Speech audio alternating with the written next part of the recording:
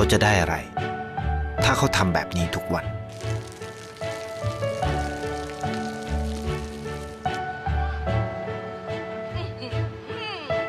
เพิ่งจะมา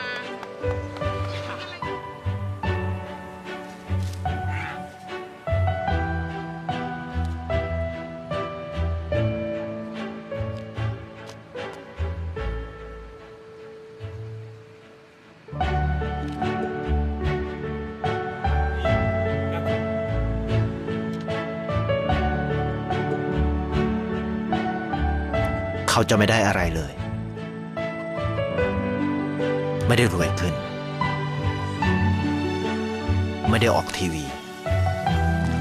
ไม่มีใครรู้จัก ไม่ได้มีชื่อเสียงที่มากขึ้น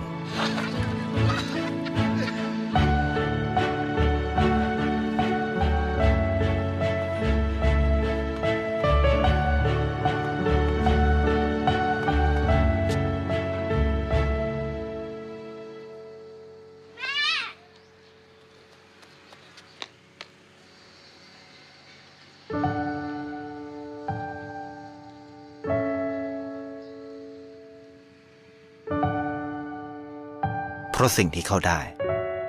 คือได้แค่ความรู้สึก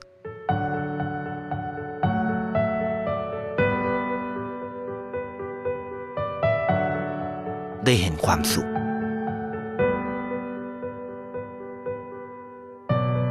ได้เข้าใจ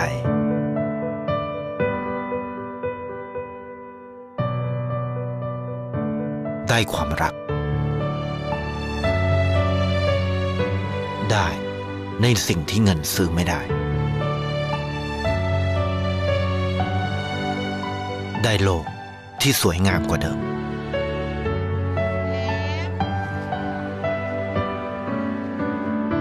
ในชีวิตคุณ อะไรคือสิ่งที่คุณต้องการมากที่สุด ไทยประกันชีวิตเชื่อในความดี